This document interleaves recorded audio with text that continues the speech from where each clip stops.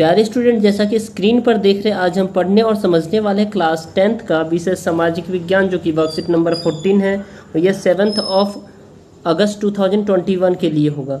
तो dear student, आज पढ़ेंगे सत्ता में साझेदारी। तो चलिए हम इसे अच्छे से स्टार्ट करते हैं, क्योंकि इससे पहले हमने देखा था जो बेल्जियम के बारे में, बेल्जियम की जनसंख्या क्या था, बेल्जियम, उसके बाद हमने देखा बेल्जियम और श्रीलंका में दोनों में जो जनसंख्या था और जातीय बुनावट कैसी थी। ठीक है, और आज हम देखेंगे बेल्जियम और श्रीलंका के में जो सत्ता की साझेदारी की आवश्यकता क्यों पड़ती है, जो कि ये बेहद इंपॉर्टेंट हो जाता है। ठीक है, तो बेल्जियम एवं श्रीलंका के उदाहरण के द्वारा हमने सत्ता में साझेदारी के दो भिन्न रूपों को पिछली दो कार्यपत्रक 12 और 13 में देखा है। बेल्जियम ने संविधान संशोधन के माध्यम से विभिन्न समुदायों को सत्ता में साझेदार बनाया है, ताकि वहां होने वाले आपसी टकराव को रोका जा सके। यानी आपसी टकराव, यानी दूसरे जो कई समुदाय के लोग रहते हैं बेल्जियम में जो कई समुदाय के लोग रहते हैं उनमें आपसी टकराव ना हो, इसी के लिए उन्होंने संविधान में और बेल्जियम में जो है ना, उन्हें बेल्जियम सरकार ने उन्हें कानून में अधिकार दिया है, जबकि श्रीलंका में ऐसा नहीं हुआ है। श्रीलंका में भी टकराव है। तो श्रीलंका 1956 के कानून के द्वारा बहुसंख्यकवाद की बढ़ावा मिला है, और जिस कारण से वहां तमिल बेगानेपन महसूस करने लगे हैं और वहां गृह युद्ध छिड़ गया है। क्या है गृह युद्ध? गृह युद्ध मतलब अपने ही देश में अलग अलग धर्म के खिलाफ जो है ना, अधिकार को लेकर के जब कोई युद्ध छिड़ जाए तो उसे गृह युद्ध कहते हैं। जैसे कि आप देख रहे हैं, सत्ता में साझेदारी आवश्यक क्यों है? क्योंकि यहाँ गृह युद्ध चल रहा है और वहाँ बेल्जियम में सभी लोग खुश अच्छे अपने लाइफ को स्पेंड कर रहे हैं, जी रहे हैं और देश को आगे बढ़ा रहे हैं। लेकिन सत्ता की साझेदारी के पक्ष में निम्नलिखित तर्क दिए जा सकते हैं, जो कि इम्पोर्टेंट तर्क है। सत्ता में साझेदारी की आवश्यकता क्यों पड़ती है? क्योंकि युक्तिपरक और नैतिक परक। युक्ति परक में हम देखेंगे डियर स्टूडेंट, जो विभिन्न सामाजिक समूहों के मध्य आपसी टकराव को कम करने की जरूरत है, और क्योंकि वहाँ जितने भी अलग अलग समुदाय के लोग हैं उनको क्या किया जाना चाहिए? अधिकार देना चाहिए। राजनीतिक व्यवस्था को स्थापित प्रदान करती है।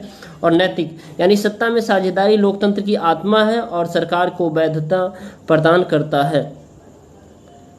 अब इसी में देखेंगे जो सत्ता में साझेदारी का स्वरूप, सत्ता में साझेदारी का स्वरूप कैसा होना चाहिए? तो सत्ता का ऊर्ध्वाधर वितरण होना चाहिए, जैसे केंद्र सरकार, राज्य सरकार और स्थानीय निकाय होना चाहिए। और सत्ता का क्षेत्रीय वितरण विधायिका, कार्यपालिका और न्यायपालिका में होना चाहिए। उसके बाद देखेंगे तो सत्ता का जो है ना, विभिन्न सामाजिक समूहों, मसलन भाषाई और धार्मिक समूहों के बीच सत्ता का वितरण, जैसे बेल्जियम में सामुदायिक सरकार की है, और विभिन्न सामाजिक समूहों, दबाव समूह एवं राजनीतिक दलों के माध्यम से सत्ता का वितरण होना चाहिए। अब इसी में बहुत ही आसान से दो प्रश्न है, इस सभी प्रश्न का एक बार आंसर देख लेते हैं। निम्नलिखित में से कौन सा सत्ता में साझेदारी की युक्तिपरक तर्क कहा जा सकता है?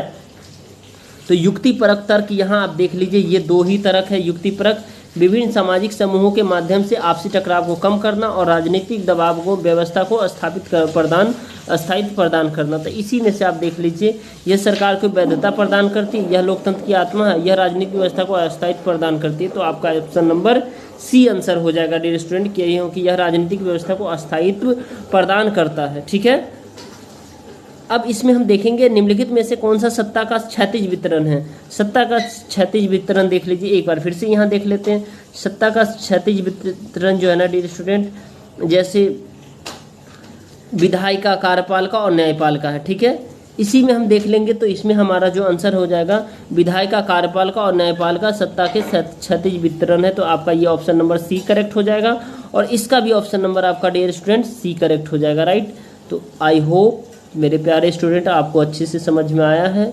ठीक है, चलिए अब फिर नेक्स्ट वीडियो में मिलते हैं, तब तक के लिए bye bye, tata, take care, okay. चलिए, तो इसका ऑप्शन नंबर सी है, इसका ऑप्शन नंबर भी सी है। राइट।